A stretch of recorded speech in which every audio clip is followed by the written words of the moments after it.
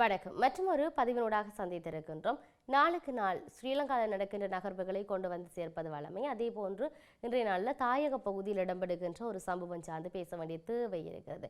குறிப்பாக வலிந்து காணாமல் ஆக்கப்பட்ட உறவுகளால் மேற்கொள்ளப்படுகின்ற இந்த தொடர் உண்ணாவிரத போராட்டம் சார்ந்து நாங்கள் பேச வேண்டிய தேவை இருக்கிறது. அதாவது வடக்கு கிழக்கு வலிந்து காணாமல் ஆக்கப்பட்டவர்களின் உறவினர்களின் சங்கத்தின் ஏற்பாட்டில் தமிழ் மக்களுக்கு சர்வதேச நீதி கோரி சுழற்சி முறையிலான உண்ணாவிரத போராட்டம் ஜாழ்னில் இன்றைய தினம் ஆரம்பமாகி இருக்கிறது. இந்த போராட்டமானது யாழ்ப்பாணம் செம்மணியில் இன்று காலை ஆரம்பமாகி இருந்தது. எதிர்வரும் 29ஆம் தேதி வரையில் இது தொடர்ந்து நடக்க போகின்றது. இலங்கையில் உள்நாட்டு யுத்தத்தின் போது இடம்பெற்ற மனித உரிமை மீறல்கள் மற்றும் வலிந்து காணாமல் ஆக்கப்பட்டவர்கள் உள்ளிட்ட விவகாரங்களுக்கு நீதி வேண்டியும் உள்நாட்டு பொறிமுறையை நிராகரித்தும் சர்வதேச விசாரணையை வலியுறுத்தியும் செம்மணி மனித புதைகுழி விவகாரத்துக்கு நீதி கோரியும் இந்த உண்ணாவிரத போராட்டம் ஆரம்பிக்கப்பட்டுள்ளது. தியாக தீபம் தெளிவனின் திருவுருவப் படத்துக்கு அஞ்சலி செலுத்தப்பட்டு ஆரம்பமான இந்த போராட்டத்தில் வடக்கின் 5 மாவட்டங்களைச் சேர்ந்த வலிந்து காணாமல் ஆக்கப்பட்டவர்களின் உறவினர்கள், சமூக செயற்பாட்டாளர்கள், பொதுமக்கள் என பெருந்திரளானோர் கலந்து கொண்டிருக்கிறார்கள். போராட்டத்தில் கலந்து கொண்டவர்கள் நாட்டின் உள்நாட்டு பொறிமுறையை நிராகரிக்கின்றோம், தமிழின் அழிப்புக்கு காணாமல் போனால் அதாவது காணாமல் ஆக்கப்படுதல் உள்ளிட்ட போர்க்குற்றங்கள் மற்றும் மனித புதைகுழிகளை முதலான விடயங்களில் நாம் சர்வதேச சுயாதீன விசாரணை மட்டுமே கோருகின்றோம். இவ்வாறான பல கோரிக்கைகளை முன்வைத்து அவர்கள் தங்களுடைய போராட்டத்தை ஆரம்பித்திருக்கிறார்கள்.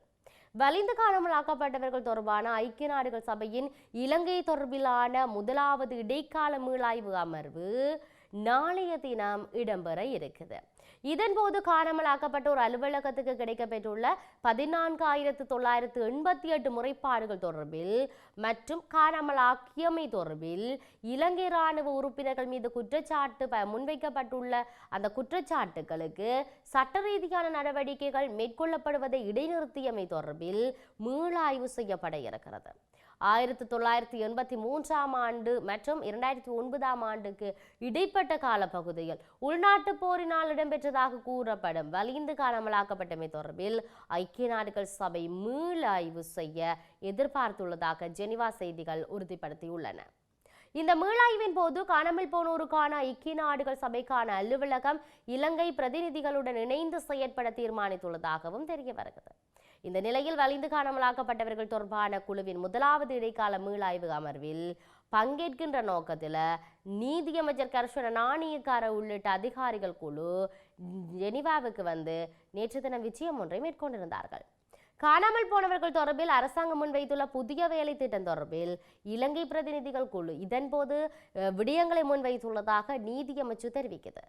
சட்டமா அதிபர் திணைக்களம் மற்றும் காணாமல் போனோர்கள் தொடர்பிலான அலுவலகத்தின் அதிகாரிகளும் இந்த குழுவில் உள்ளடக்கப்படுகிறார்கள்.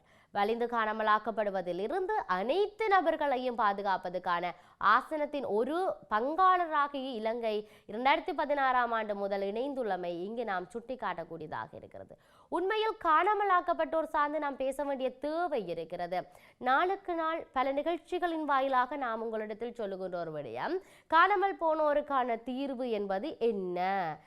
கடந்த கால அரசுகளிடமும் நாம் கேட்கின்ற ஒரு விடயம், தாயக பகுதியிலிருந்து யுத்தம் இடம்பெற்று இத்தனை ஆண்டுகளை கடந்தும் தசாப்தம் கடந்தும் நாங்கள் தொடர்ச்சியாக தொடர் போராட்டங்களை செய்கின்றோம்.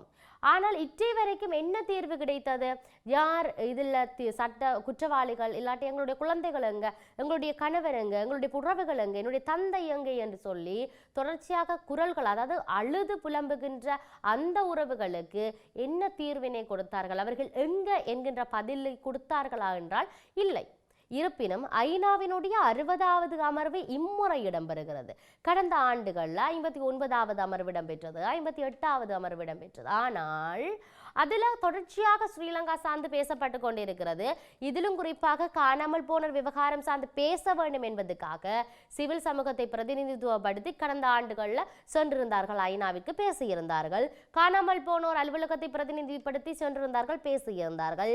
அங்கு ஐநாவினுடைய அமர்வில் ஸ்ரீலங்காவினுடைய நகர்வு சார்ந்து பேசப்பட போகின்றது என்கின்ற வேளையில் இங்கு அழுத்தம் கொடுக்கும் வகையிலாக நாங்கள் இவ்வளவு வடுக்களையும் இவ்வளவு துன்பங்களையும் துயரங்களையும் பாரங்களையும் தாங்கிக் கொண்டிருக்கிறோம், எங்களுடைய உறவுகளை தேடி ஒவ்வொரு நாளும் கண்ணீரில் அழுது புலம்புகின்றோம் என்பதை சர்வதேசத்துக்கு சொல்ல வேண்டும் என்பதற்காக தொடர்ச்சியாக கடந்த ஆண்டுகளிலும் சரி இவ்வாண்டும் சரி போராட்டங்களை மேற்கொண்டிருக்கின்றார்கள். நான் கடந்த பதிவுல கூட சொல்லியிருந்தேன், சர்வதேசம் எங்களுக்கு நீதியை பெற்றுத்தர வேண்டும் என்று நாங்கள் அழுத்தம் கொடுக்கின்றோம்.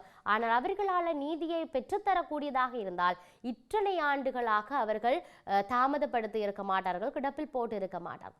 ஏதோ ஒரு வகையில் ஆறுதலை அளிக்கக்கூடிய ஏதாவது ஒரு நகர்வு வெளிவரமாக இருக்குமானால் அதை எங்களுக்கு அன்றோ பெற்று தந்திருக்க வேண்டும்.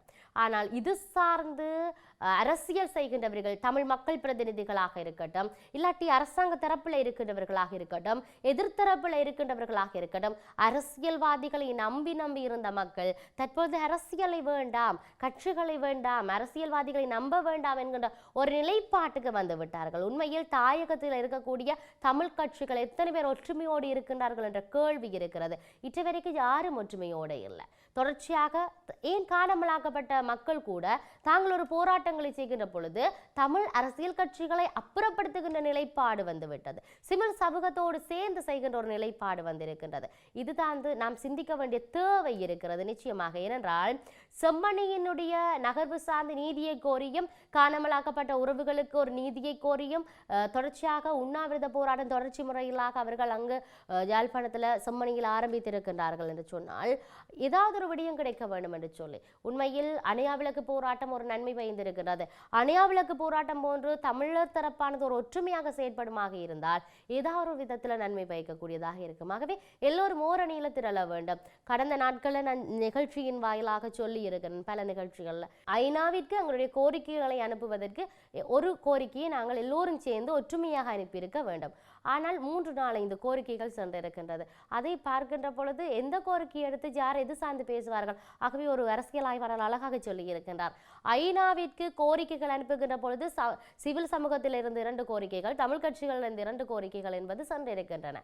இது ஒரு புறம் இருக்க, இவ்வாறான கோரிக்கைகளை அவர்கள் எடுத்து ஒவ்வொன்றும் ஒரு விடயத்தை நாம் சுட்டுக்காட்ட வந்தாலும் பலவிதப்பட்ட வடிவங்களில் நாம் சொல்லி இருப்போம்.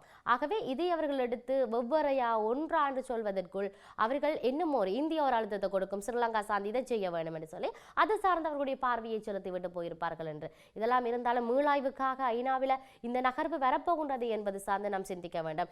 இம்முறையாவது ஏதாவது ஒரு நன்மை பயக்கக்கூடிய மக்கள் நம்பிக்கொண்டிருக்கின்ற அந்த ஒரு நகர்வையாவது அவர்கள் நிறைவேற்றி வைப்பார்களா? இற்றை வரைக்கும் சர்வதேசம் தான் தர வேண்டும், நாங்கள் உள்ளக பொறுமுறை வேண்டாம் என்று சொல்லுகிறோம். இருந்தாலும் அரசாங்கம் உள்ளக பொறுமுறை தான் என்கிற ஒரு நிலைப்பாட்டில் இருக்கிறது. பல நகர்வுகளாக இங்கே யுத்த காலத்தில் இனப்படுகொலை நடைபெற்றது, காணாமல் போன இவ்வளவு பேர் தான், இவ்வளவு பேர் அல்ல, இல்லாட்டி இதனுடைய நகர்வுகள் என்னென்று பல விமர்சனங்கள் வெளிவந்திருந்தாலும் உறவுகளை இழந்தவர்களுக்கு தான் தெரியும் அதனுடைய வலியும் வேதனையும் வடுக்களும் எவ்வாறு இருக்கும் என்பதை. ஆகவே ஐநாவினுடைய நகர்வுல மீளாய்வுக்கு எடுக்கப்படுகின்ற அந்த நகர்வு நன்மை பயக்கக்கூடிய விடயத்தில் அமையுமா இல்லையா என்பதை நாங்கள் பொறுத்திருந்து பார்ப்போம். மற்றும் ஒரு பதிவினூடாக சந்திப்போம். வணக்கம்.